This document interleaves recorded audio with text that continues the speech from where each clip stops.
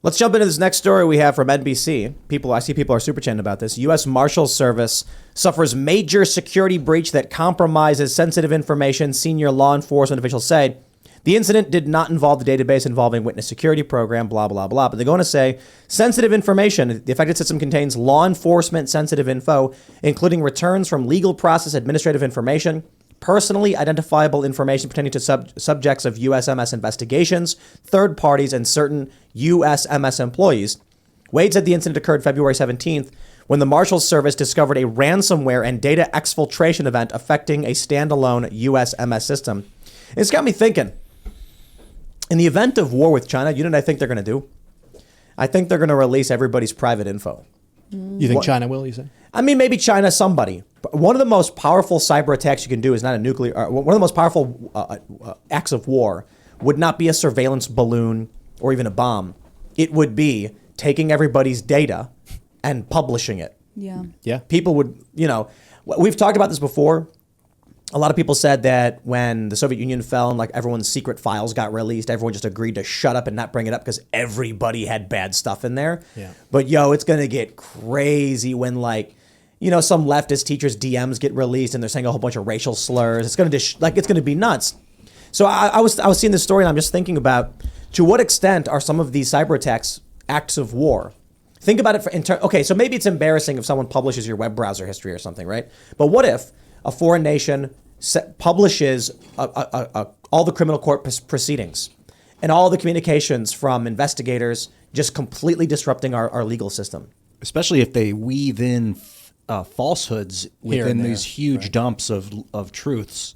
And then they could pick like specific little things where like a piece of data is slightly skewed to make someone look guilty or someone not look guilty.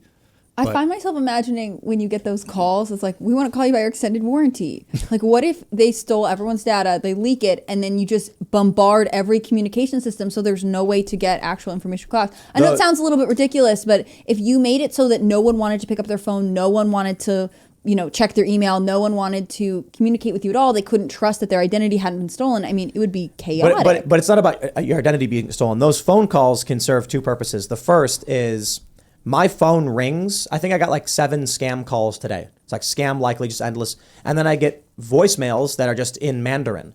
I can't do anything with that. All it does is waste my time. But you have to think about it this way. You ever see the movie Office Space? Yeah. You guys seen Such a good movie. And they're like, we were a program that takes fractions of a fraction of a penny from these transactions. So over a long period of time, we'll make a bunch of money. China's probably looking at it in a similar way in terms of war. I'm not saying these phone calls are coming from the Chinese government, maybe. But think about it this way. If a phone call disrupts an individual worker in the United States by 0.0001% of their daily productivity, it means nothing to the individual.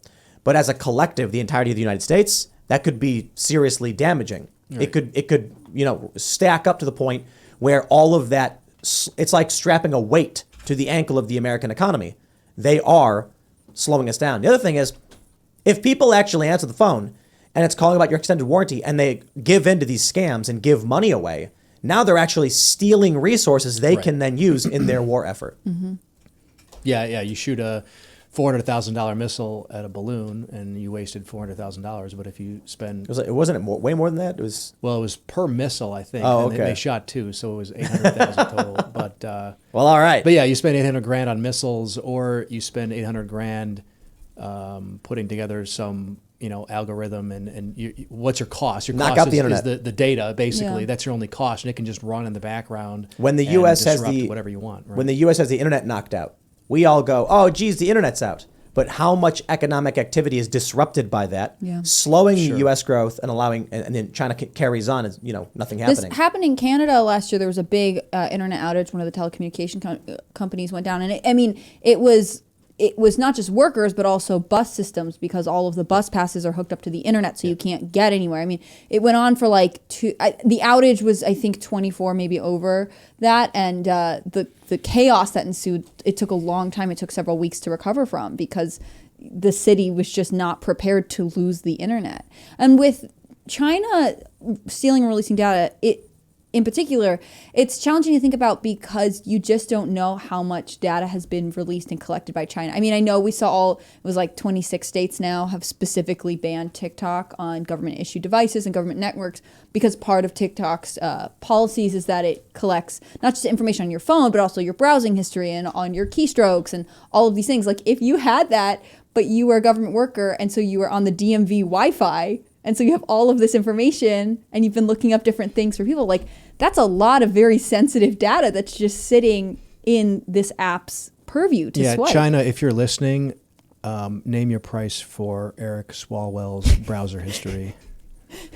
I think Fang Fang was watching, like they were probably working on that together. You know what I mean? Plus, like if someone's got, I think kind of along the lines of what you're saying, if someone's got TikTok on their phone and then they got my name and number and email address in their phone as a contact, now the CCP has my email address. Well, but it's something Facebook's already been doing. I mean, Facebook collects your like if you have a Facebook Messenger open, it can read all your other tabs on your computer. So there's no way to put it back in the bottle. Wait. Facebook Messenger can read all the tabs on your browser? It's either Facebook or Facebook Messenger in their terms of service. They can if you have it open, they can read the other stuff that's going on. They can collect the data. I don't know about on a computer how that would work. On a phone, I would understand how that could work. It's on any internet browser. I mean, I'm not an expert, but this is something that I had been told. I know that websites all have the Facebook tracker, so Facebook knows where you are all the time. Mm-hmm. The scary thing about Facebook is the shadow profiles. Do you guys know about that? Yeah. They build that based on the contacts in your phone. Exactly. And, all that other data. All the data they collect from everywhere builds a profile on you, whether you want it or not. Mm-hmm. Yeah, Isn't it really funny? Wasn't the CIA working on some program,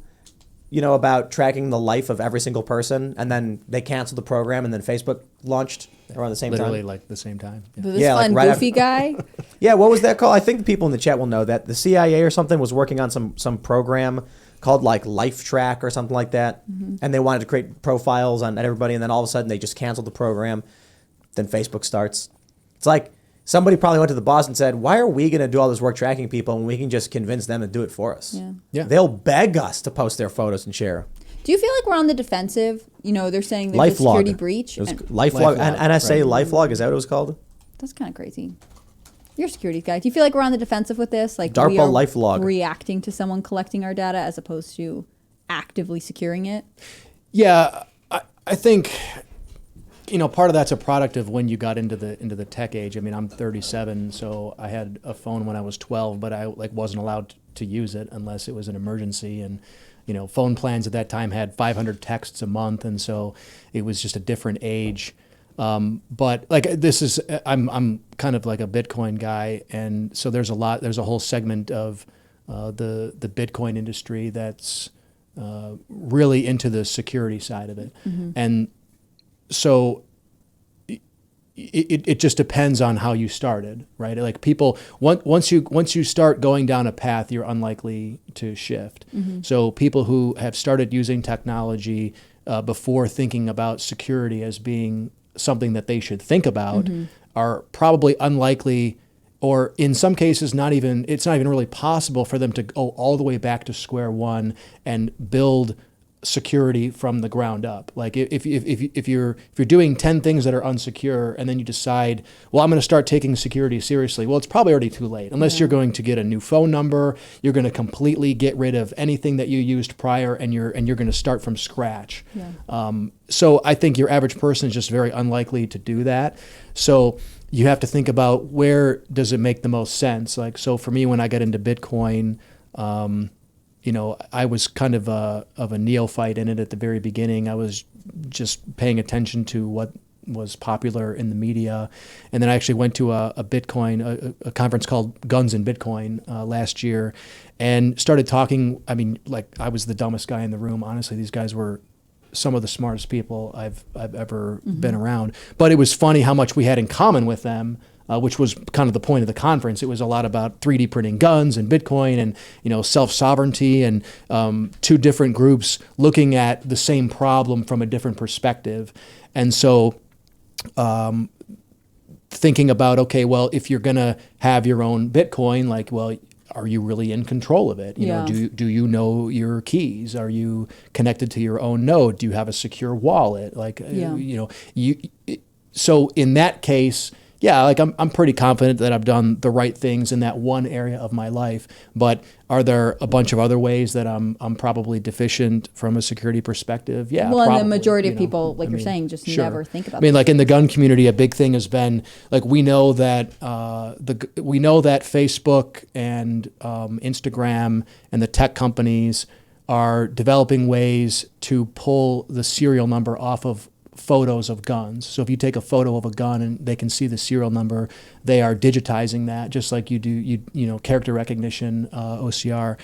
So that's a big thing. That was a big thing for a while. You can't show your serial number on the internet because then they'll know that it's yours, and then they're going to build this shadow registry that supposedly they are not allowed to do, but we all know that they are. So like in my case, I mean, there's so many pictures of my guns out on the internet. Like, what can I do at that point? Now, going forward, I could make sure that I don't do that with anything that I don't want them to know that I have. Yeah. But once you've let that cat out of the bag, it's pretty hard to put it back in. Thanks for watching this clip from the Timcast IRL podcast. Hang out with us live Monday through Friday at 8 p.m. and become a member over at timcast.com for uncensored, members-only shows exclusive. Thanks for hanging out, and we'll see you all next time.